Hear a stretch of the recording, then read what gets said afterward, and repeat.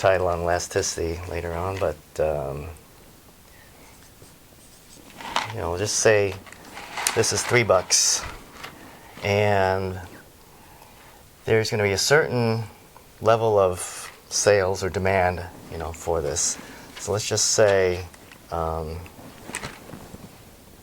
$3, 6 quantity.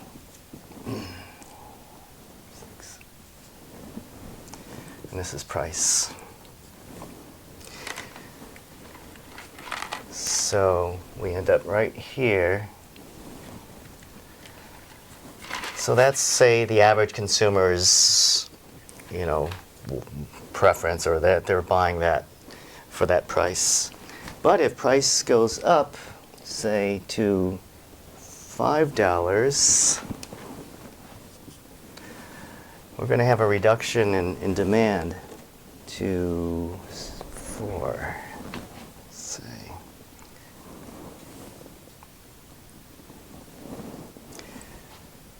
So we can say that, you know, as price goes up, quantity demanded of a product goes down, which is the demand curve.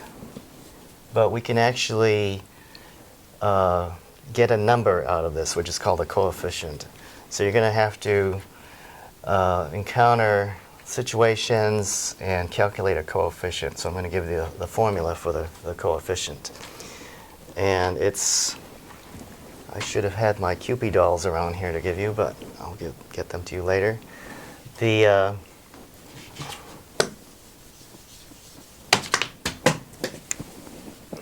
formula is percentage change of quantity over percentage change of price, or QP.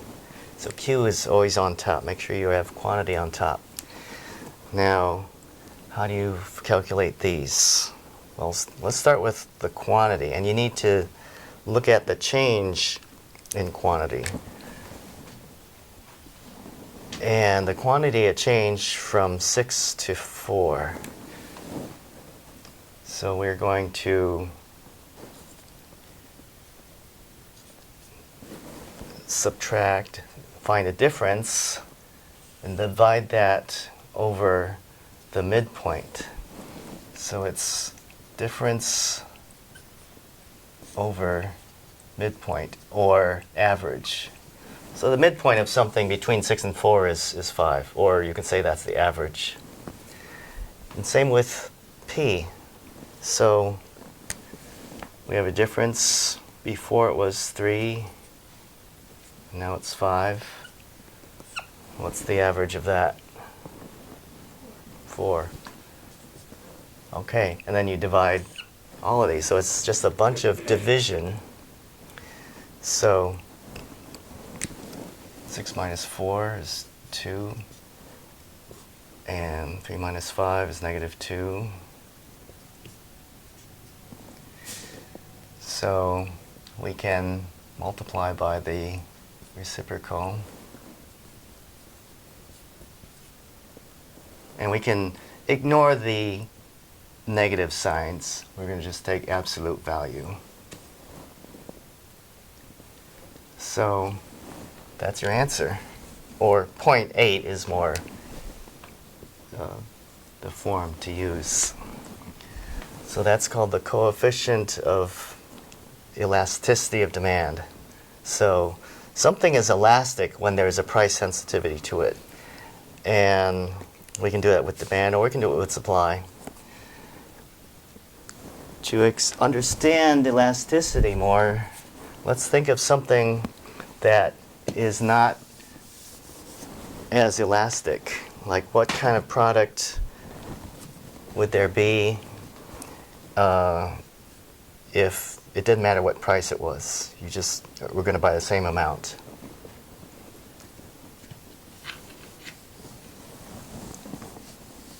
Can you think of anything? Yeah, gas. So, say gas might range from, say it used to be $3, and or $4 or $5, no matter what, I mean, until it gets into a real lot, you're going to buy the same amount of gas.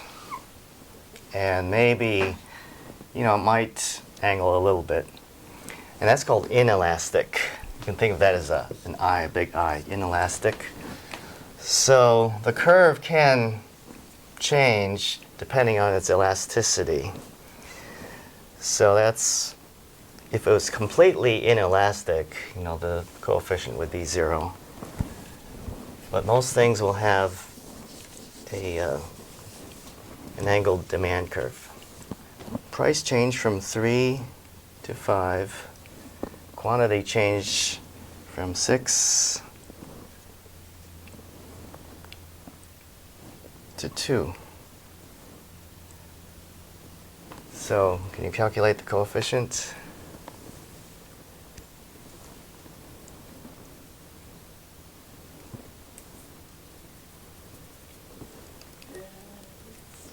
So remember, there's the difference over the average and the difference over the average.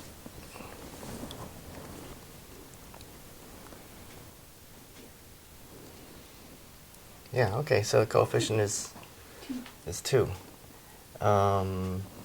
We can consider this a normal good, and also this is considered an inferior good if it was the cheaper version. This is like the deluxe macaroni and cheese. So actually, when people get poor, you know, inferior good sales goes up and this just goes down. But let's just say they were buying these, say, equally, and they were just different products. Sometimes you want 3 cheese, sometimes you want 1 cheese.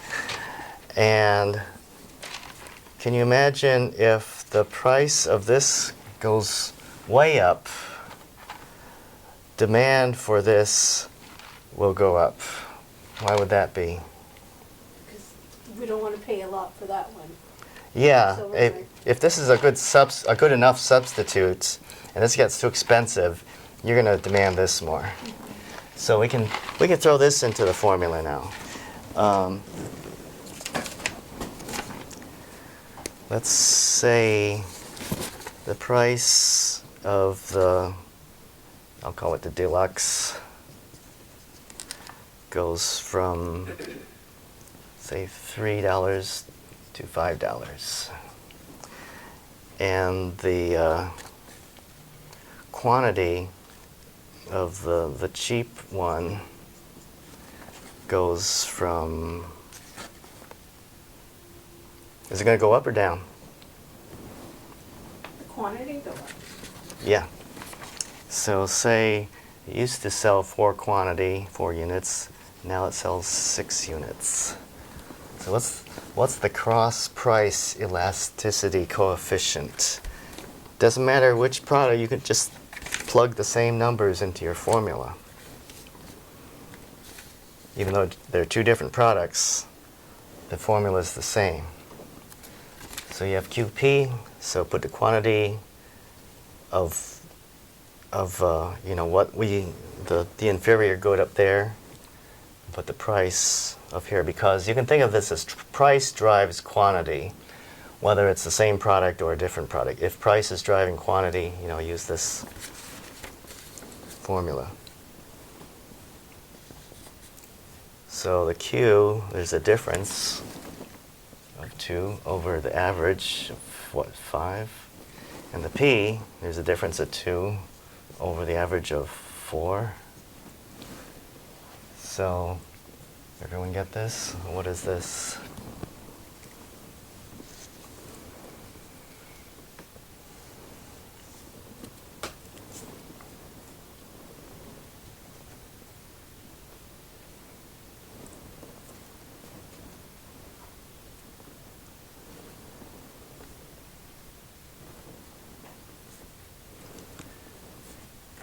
Is it 0.8?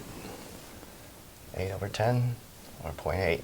Yeah, so it's the same thing as before, because I used the same numbers, but just applied it to different products. So that's the coefficient, the cross price coefficient of demand. Okay, so that's all there is to elasticity calculations.